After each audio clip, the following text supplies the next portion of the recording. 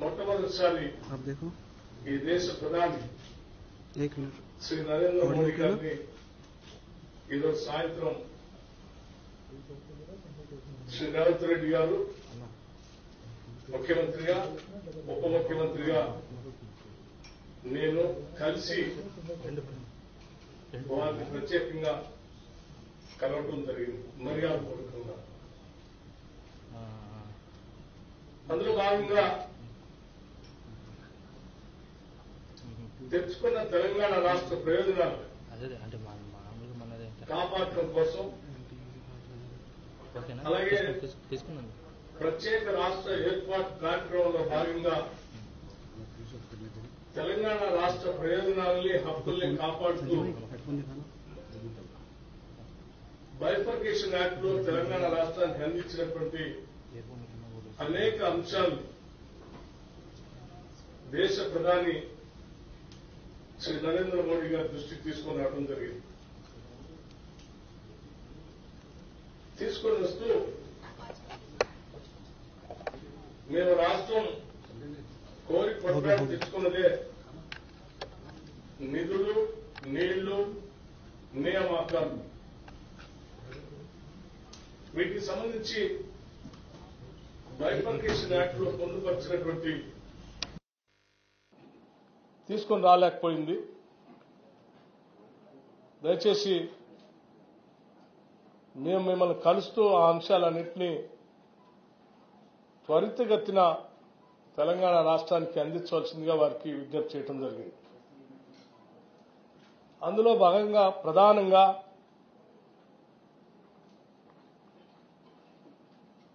Steel plant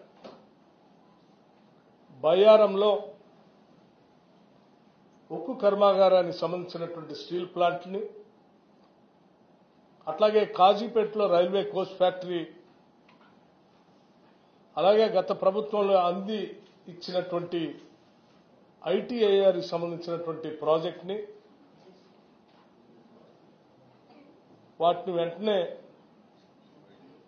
అందించడమే కాకుండా ఏ నీళ్ల కోసం అయితే మేము పోరాటం చేశామో ఆ నీళ్లను తెలంగాణ రాష్ట్ర ప్రజలకు అందించడం కోసం ఒక జాతీయ ప్రాజెక్టుగా పాలమూరు రంగారెడ్డిని కూడా ఆనాటి బైఫర్కేషన్ యాక్ట్ లో తెలంగాణ రాష్ట్రానికి ఒక జాతీయ ప్రాజెక్టు ఇస్తా అని చెప్పారు. దాంట్లో భాగంగా ఈ పాలమూరు రంగారెడ్డిని పరిగణలో తీసుకుని శాంక్షన్ చేయవలసిందిగా కోరుతూ, అలాగే ఒక ఐఐఎంని హైదరాబాద్ శాంక్షన్ చేయవలసిందిగా, ఒక సైనిక్ స్కూల్ని తెలంగాణ రాష్ట్రానికి ఇవ్వవలసిందిగా, అట్లాగే నేషనల్ హైవే అథారిటీస్ సంబంధించి ఒక 14 ప్రపోజల్స్ అప్గ్రేడేషన్ కోసం మీ దగ్గర ఉన్నాయి, వాటిని పరిగణలో తీసుకొని వెంటనే శాంక్షన్ చేయవలసిందిగా, అలాగే రీఆర్గనైజేషన్ యాక్ట్ ప్రకారం బ్యాక్వర్డ్ ఏరియాస్ కు సంబంధించినటువంటి డెవలప్మెంట్ సంబంధించిన ఫండ్స్ గత కొన్ని సంవత్సరాలుగా పెండింగ్ ఉన్నాయి. ఇక్కడ నుంచి ఆ గ్రాంట్స్ కూడా వెంటనే రిలీజ్ చేపించి సంబంధిత ఆర్థిక శాఖ మంత్రి గారితో మీరు ఆదేశాలు ఇవ్వాల్సిందిగా కూడా వారిని విజ్ఞప్తి చేయడం జరిగింది. అందులో భాగంగానే 2019, 20, 2021, 22, 2022, 23, 2023, 24 సంబంధించి దాదాపు ఒక 1800 కోట్లు దాని పెండింగ్ ఉన్నాయి, వాటిని కూడా రిలీజ్ చేయమని అడిగాం.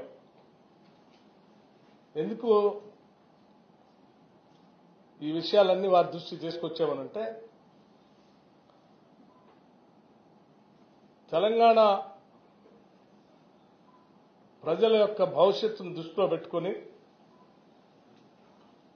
ఒక అద్భుతమైనటువంటి తెలంగాణ నిర్మించుకోవటం కోసం ప్రత్యేక రాష్ట్రం తెచ్చుకుని ఉంటే 10 సంవత్సరాలు పాలించినటువంటి బీఆర్ఎస్ ప్రభుత్వం వారి ఆర్థిక అరాచకత్వంతో ఆర్థిక వ్యవస్థలన్నింటినీ కూడా చిన్నాభిన్నం చేయడమే కాకుండా మించిన అప్పులు తెచ్చి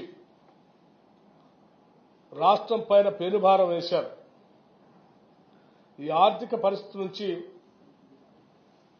బయటపడుతూ రాష్ట్ర ప్రయోజనాలను కాపాడుతూనే భవిష్యత్ తరాలకి మేము అందించడానికి కావాల్సినటువంటి ఆర్థిక పరమైన సహాయ సహకారాలను కూడా కేంద్ర ప్రభుత్వం నుంచి ఇదోచికంగా అందించాలని కోరుతూ పెండింగ్ ఉన్న వాటిని రిలీజ్ చేయడమే కాకుండా ఇంకా అదనంగా కూడా సాధ్యమైనంత వరకు ఈ తెలంగాణ రాష్ట్రానికి అందించి ఇవ్వవలసిందిగా వారికి విజ్ఞప్తి చేయడం జరిగింది. అట్లాగే 2015, 19, 2020, 2021 సంబంధించి ఒక 450 కోట్ల రూపాయలు పెండింగ్ ఉన్నాయి. అవి ఇంకొక 2250 కోట్ల రూపాయలు గవర్నమెంట్ ఆఫ్ ఇండియా నుంచి రావాల్సి ఉన్నాయి. ఈ గ్రాంట్స్ సంబంధించి వాటిని కూడా వెంటనే సాధ్యమైనంత మేరకు తెలంగాణ రాష్ట్ర ప్రభుత్వానికి రిలీజ్ చేయవలసిందిగా వారిని కోరటమే కాకుండా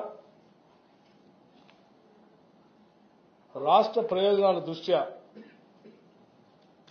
కేంద్ర ప్రభుత్వం నుంచి రావాల్సిన ఇతోధిక సహాయ సహకారాలు రాష్ట్ర అభివృద్ధి కోసం, ఆర్థికంగా నిలదొక్కుకోవడం కోసం, ఇరిగేషన్ ప్రాజెక్టులు పూర్తి చేసుకోవడం కోసం, విద్యా వైద్య రంగాలను బలోపేతం చేసుకోవడం కోసం కేంద్ర స్థాయి నుంచి అందించాల్సిన సహాయ సహకారాలన్నింటినీ కూడా అందించవలసిందిగా వారికి ముఖ్యమంత్రి గారు రేవంత్ రెడ్డి గారు, ఉప ముఖ్యమంత్రి గారు, నేను ఇద్దరం కలిసి వారిని విజ్ఞప్తి చేయడం జరిగింది. దానికి ప్రధానమంత్రి గారు కూడా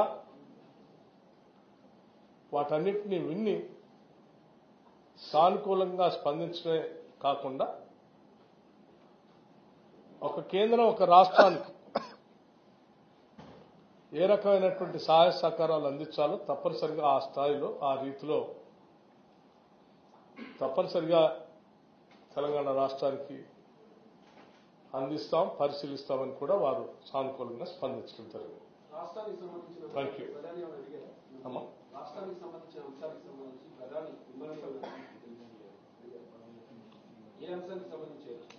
సో నేను చెప్పినటువంటి అంశాలకు సంబంధించి ఆర్థిక పరమైనటువంటి అంశాలు ఏవో పెండింగ్ ఉన్నాయో, ఇబ్బందులు ఉన్న చెప్పినటువంటి అంశాలకు సంబంధించి మేము ఆల్రెడీ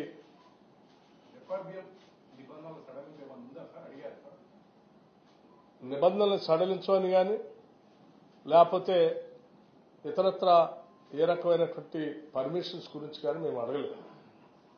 మేము చెప్పిందల్లా రాష్ట్ర ప్రభుత్వానికి కేంద్ర ప్రభుత్వం నుంచి రావాల్సినటువంటి గ్రాంట్స్ ని, పెండింగ్ ఉన్నటువంటి అంశాలని బైఫర్కేషన్ యాక్ట్ లో మాకు రావాల్సినటువంటి ఆ యాక్ట్ ద్వారా పెట్టినటువంటి హక్కుల్ని, వాటితో పాటు అదనంగా కొన్ని అంశాలని రాష్ట్ర ప్రయోజనం దృష్ట్యా అడిగాం. వాటికి సంబంధించినటువంటి కార్పొరేషన్ రుణాలు ఎఫ్ఆర్బిఎం పరిమితిలో ఉండడం వల్ల మీకు రాష్ట్రానికి రావాల్సిన రుణాలు రాకుండా పోతాయి కదా, ఇది మీకు ఇబ్బంది కదా, ఇది ముఖ్యమైన అంశం. రాష్ట్ర ఆర్థిక పరిస్థితి గురించి తోచికంగా ఉన్న సమాచారం మొత్తం వారికి అందించాం. శ్వేతపత్రాన్ని రాష్ట్ర శాసనసభలో ప్రవేశపెట్టామన్నటువంటి అంశాన్ని కూడా వారి దృష్టికి తీసుకొచ్చాం. మొత్తం ఉన్న వ్యవస్థని ఈ రోజు తెలంగాణ రాష్ట్రం ఎక్కడ నిలబడినటువంటి అంశాలను కూడా వారి దృష్టికి తీసుకొని వచ్చాం. దానికి సంబంధించి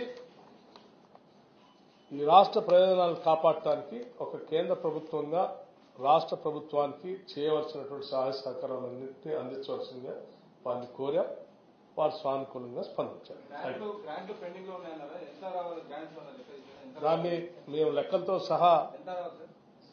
సహా రాసి ఇచ్చాం. దానికి సంబంధించిన రిప్రజెంటేషన్ కూడా వారికి రాతపూర్వకంగా కూడా అందించడం తెలంగాణ ప్రభుత్వానికి రాబోయే రోజుల్లో సహకరిస్తారనేటువంటి ప్రధాని సహకరిస్తారనేటువంటి నమ్మకం మీ భేటీ తర్వాత కలిగింది. ఒక రాష్ట్రానికి కేంద్ర ప్రభుత్వం ఏ రీతిలో సహాయ సహకారాలు అందించాలో ఆ రాష్ట్ర పురోగతికి మీరు అడిగినటువంటి అంశాలు తప్పనిసరిగా సానుకూలంగా పరిశీలించి స్పందిస్తానని ప్రధానమంత్రి గారు చెప్పారు. గత ప్రభుత్వ అవినీతిపై దర్యాప్తు చేయాలని కానీ అడిగారు మీరు. గత ప్రభుత్వం చేసిన అవినీతిపై మేము ఏమేమి అంశాలు ప్రధానమంత్రి గారితో చెప్పామో మాట్లాడామో వాటన్నింటినీ ఇప్పటికీ స్పష్టంగా మీ అందరికీ వివరించుతారు. స్టేట్ షేర్ ఇవ్వకపోవడం వల్ల రిటర్న్ అయిన ఫండ్స్ ఏమో ఉన్నాయి. స్టేట్ షేర్ రాష్ట్ర ప్రభుత్వ బాధ్యత ఇవ్వకపోవడం వల్ల వెనక్కి వెళ్ళిపోయిన నిధులు ఏమో ఉన్నాయని అన్నారు. వాటి గురించి అన్ని రకాల నిధుల మీదనే చర్చ చేసినాం. వాటికి సంబంధించి రకాల శాఖలలో రకరకాల నిధులు ఉన్నాయి. ఎగ్జాక్ట్ నెంబర్ అనే కంటే